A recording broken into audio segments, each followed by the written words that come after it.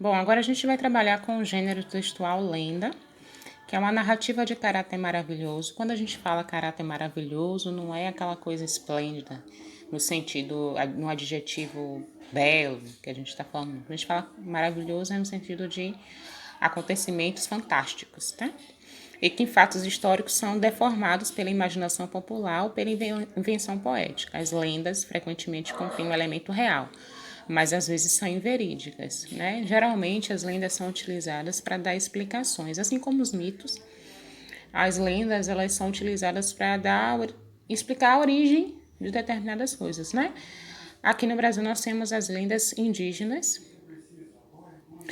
Na África, nós temos as lendas e mitos africanos, que são basicamente com a mesma finalidade que aqui, da explicação para a criação das estrelas, do sol, da lua, da água, enfim.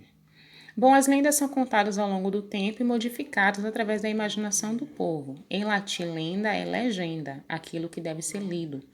O conceito se transformou em histórias que falam sobre a tradição de um povo e que fazem parte de sua cultura.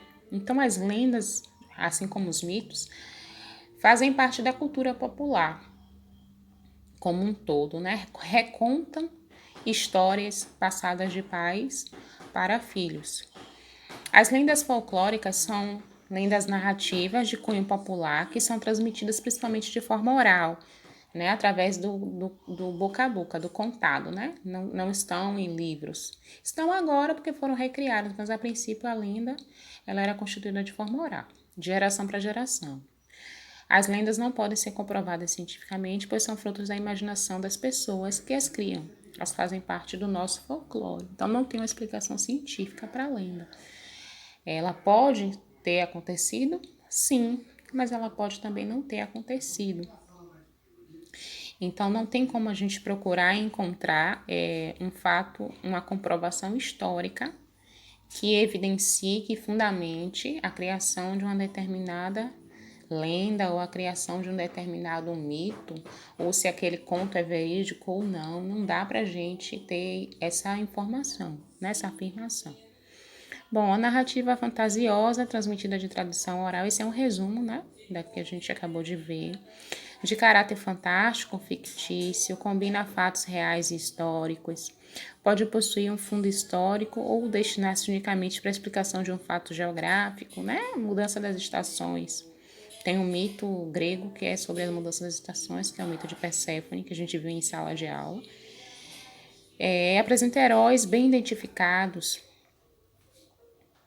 e marcas espaciotemporais, né, claramente determinadas, ou seja, a marcação de tempo, espaço, a época que isso aconteceu, o lugar que isso aconteceu, fica muito marcado na lenda, fica muito claro a origem do lugar, até porque isso é muito importante. Uma lenda africana não explica a criação do sol da mesma forma que uma lenda indígena explica. São origens diferentes e formas de explicar também totalmente diferentes. Na sala, por exemplo, a gente viu o mito do Uirapuru, o Irapuru, que é um pássaro, né? Que na realidade era um guerreiro, um índio guerreiro. E esse índio guerreiro, ele se apaixona por uma índia na aldeia, só que o pai dessa índia, ela não permite que esses índios fiquem juntos, né? Ele não gosta do índio.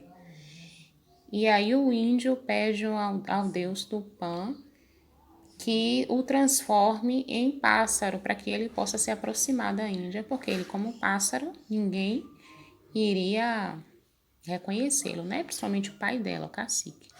E aí todos os dias ele ia cantar. Só que a Índia, ela sentia, né, que era ele. E o pai não. Só que ele acabou querendo ficar com o canto. Vocês conhecem a história. Inclusive foi uma das lendas, dos contos que a gente trabalhou em sala e que nós fizemos a nossa apresentação, não é? E é um dos exemplos mais claros. Eu tinha dito a vocês que a gente ia fazer a nossa primeira avaliação pontuada com base nela, né? Em um deles, né? Que nós vimos mais outros dois.